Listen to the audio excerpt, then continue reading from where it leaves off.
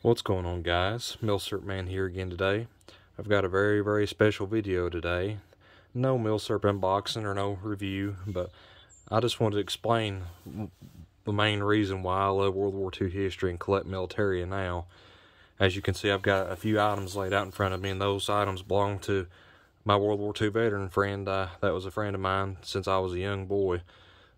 He passed away in 2014, but he gave me these items before he passed. I've held on to them all these years, and I completely contribute to everything that I appreciate now, the history and the love of the World War II items, to him.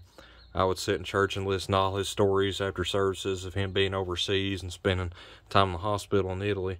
As you can see, he was part of the 88th Infantry Division, the Blue Devils. If you know anything about that division, they spent usually the whole duration during the war in Italy, and so did he. He spent most of the duration of World War II in Italy till the end of 1945. He's like, I don't think I mentioned his name was Demas Stevens, and I'll throw a few pictures on the screen while I throw through this of him in his service uniform. But he wasn't a family member, but a good friend, and I don't have any of his medals or uniforms or anything like that, but what the few items I do have from him are very special to me, and I hold them very dear to my heart. As you can see, I think this is shortly after he got out of the hospital after taking some shrapnel to his lower legs, but they named him Slim. That was his nickname, and that's probably because he was close to 6'4", which, if you don't know, that was very tall for the average soldier during the time. And you can see his technical corporal. I didn't get much at the time because I didn't quite understand World War II history at the time, but I knew really appreciated it. I didn't get as many stories as I'd like. I remember seeing pictures of what now I know is a M8 Greyhound, and him taking pictures with his company. I do remember one story. He told me and my father remembers them more than I do because I was so young, but he said he was dragging one of his friends to a barn in Italy, and he said he had just the awfulest feeling come over him. And he started to drag him back out of the barn, and he remembers a cow in one of the stalls, and as soon as he got him out and cleared the distance of that barn, an artillery shell hit it and disintegrated everything inside, including that cow. And that just always stuck with me. I mean, this man, he was a godly man, and I'm not sure if many of you are religious, but I am, and I really believe God placed that man in my life to appreciate these things, and to carry on in this history and make sure that younger folk appreciate it, because I don't think a lot of people nowadays realize just what these men went through and the sacrifices they made. You know, guys, we have everything we have here today because of what these men done, and we all have heroes in our lives, and not all heroes wear capes. A lot of these heroes wore helmets, and I'm very thankful and honored to have known this man in my life. He was a very good man, a strong deacon in the church, and he would always tell us, you know, I don't know why I made it, because I've seen men fall on my left and my right, and I don't know why God spared me. And of course, you know, God had a bigger plan for him.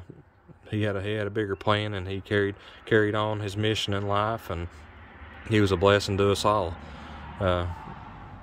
Sorry, I got a little choked up there, but I just wanted to showcase these guys, because I feel like a lot of times we forget why we really love what we do and love Militaria. And it's because the stories these veterans have passed on to us, and we must never forget, guys, what these men done. We've got to always carry it on and carry it through our entire lives. And it's our duty to tell our children and our children's children what these men done, because if we don't, history's bound to repeat itself, and we don't never want their sacrifice to ever be in vain. But we just have to appreciate it. But like I'll go and show you. I do know one little story he told me that my memories jogged. He was telling telling me about when I was a child of a mission they took to take a railway gun. You can see it there, and you can see what it done to those trees. It shredded them. And I'm not sure how he sustained his shrapnel wounds. I suspect it was from artillery fire and or hand grenade. He did say that he remembered the rocks and the cliff sides in Italy being very hard to fight in. He said that when you go fight it in a position, there would be blood all over them, just drenched. Very bloody battles there in Italy. It's very hard terrain to fight in. If you know Italy's geography, it's very rocky and mountainous. And this is one of the divisions that was tasked to fight during that time of the war. And like I said, I don't think the 88th ever went over to Europe, but they stayed and fought the whole duration during during the war in Italy. And I just really appreciate this stuff, guys. I just love it. I've been trying to find more 88th Division stuff on the internet and trying to reach out to different folks. And when you do come across it, it's very expensive, but hopefully I'll be able to build a nice monument or display case, or just a thing to remember my World War II veteran friend by. But I'll go ahead and insert some pictures in this video so y'all can see some better pictures of them, because that's unfortunately the only one I have. I need to go make copies, but I appreciate you guys. Thanks for watching, and God bless. Stay tuned for more content. Thank you, guys.